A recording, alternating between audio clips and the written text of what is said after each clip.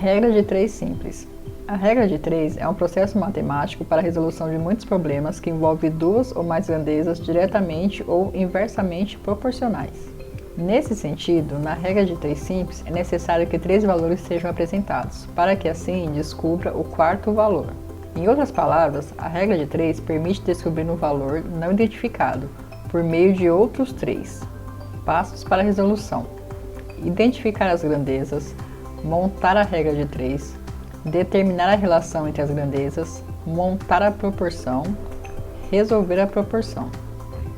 Grandezas. Grandezas diretamente proporcionais.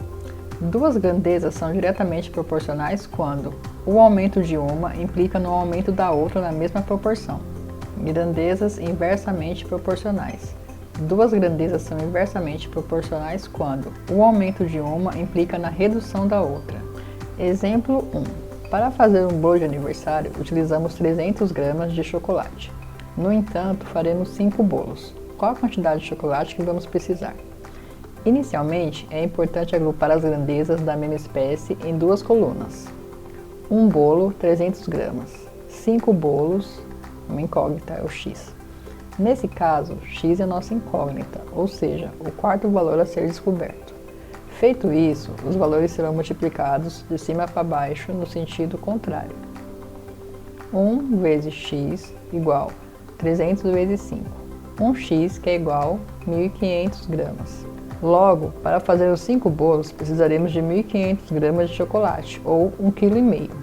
Nota que trata-se de um problema com grandezas diretamente proporcionais, ou seja, fazer mais 4 bolos ao invés de 1. Aumentará proporcionalmente a quantidade de chocolate acrescentado nas receitas. Exemplo número 2. Para chegar em São Paulo, Lisa demora 3 horas numa velocidade de 80 km por hora.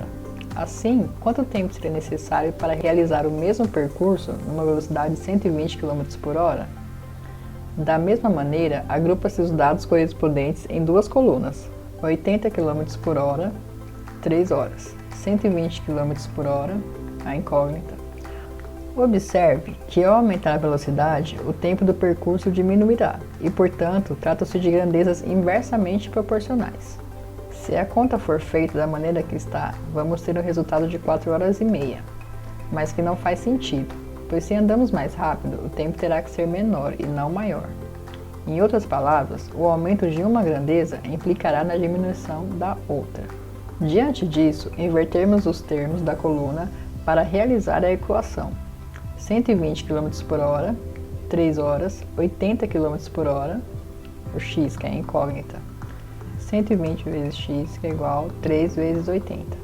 120x que é igual a 240. X é igual a 240 dividido por 120.